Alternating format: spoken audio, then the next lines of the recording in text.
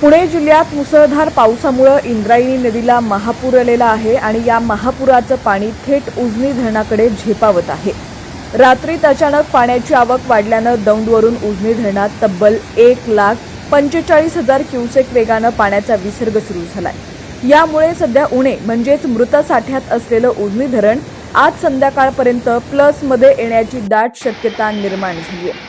इंद्रायणी नदीला आलेल्या पुरामुळे उजनी धरणाच्या पाणी पातळीत आता अक्षरशः तासागणिक वाढ होत आहे।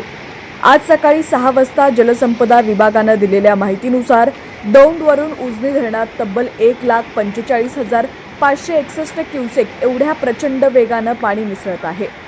सध्या उजनी धरणाची स्थिती पाहिली तर एकूण पाणीसाठा 52.83 टीएमसी, उपयुक्त पाणीसाठा -10.83 टीएमसी, पाण्याची टक्केवारी -20.21% आहे। सध्या धरण जरी 20% मायनसमध्ये असलं तरी दौंडवरून येणाऱ्या या 1.5 लाख क्युसेकच्या महाकाय विसर्गामुळे आज दिवसभरात उजनी धरण मृत साठ्यातून बाहेर पडून प्लसमध्ये येण्याची शक्यता आहे। गेल्या वर्षी याच दिवशी म्हणजेच 7 जुलैला उजनीत तब्बल 84% पाणीसाठा होता। यंदा मात्र पावसानं ओढ दिल्यानं धरण -20%वरती पोहोचलं होतं। मात्र इंद्रायणीच्या पुरानं उजनीला अक्षरशः जीवनदान दिलंय। सध्या धरणातून कॅनॉल, सीनामाडा किंवा बोगद्याद्वारे कोणताही विसर्ग सोडण्यात आलेला नाही।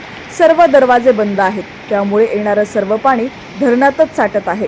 निश्चितच इंद्रायणीच्या पुरामुळे रात्रीत उजनीचं चित्र पालटलेलं आहे। दौंडवरून येणाऱ्या या 1,45,000 क्युसेकच्या विक्रमी आवकीमुळे सोलापूरकरांची आणि बळीराजाची मोठी चिंता मिटणार आहे। आज उजनी धरण प्लसमध्ये कधी येणार याकडे आता सर्वांचंच लक्ष लागलेलं आहे।